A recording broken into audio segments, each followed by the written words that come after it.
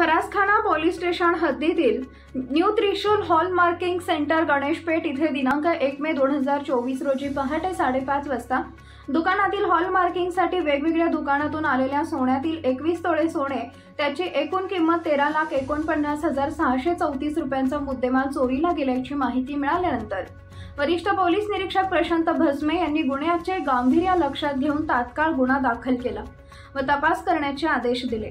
CCTV footage व इतर तांत्रिक तपास केला असता आरोपी हे माळशिरस भागात असल्याचे कळाले।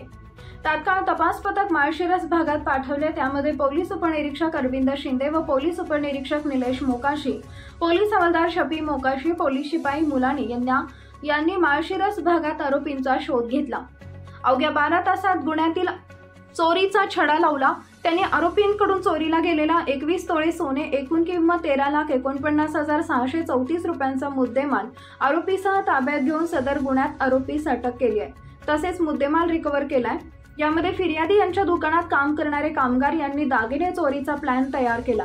संगनमत करून सध्या कामावरील कामगार लकी दत्तात्रय मोहिते वय वर्ष 19 राहणार रेताळ बस चौक सोनहिरा साखर कारखाना रोड वांगी सांगली याने यापूर्वीच या दुकानात काम केलेले कामगार सचिन मोहन दडस वय वर्ष 24 मुक्काम पोस्ट उबरगाव तालुका आटपाडी जिल्हा सांगली, विशाल भागवत गोसावी वय वर्ष 31 राहणार मुक्काम पोस्ट सराटी तालुका इंदापूर जिल्हा पुणे, तसेच त्यांचे मित्र अतुल दत्तात्रय क्षीरसागर वय वर्ष 29 राहणार माळीनगर जिल्हा सोलापूर व सूरज भगवान महाजन वय वर्ष 27 राहणार संग्रामनगर तालुका माळशिरस जिल्हा सोलापूर या 5 आरोपींनी मिळून गुन्हा केल्याचे निष्पन्न झाले।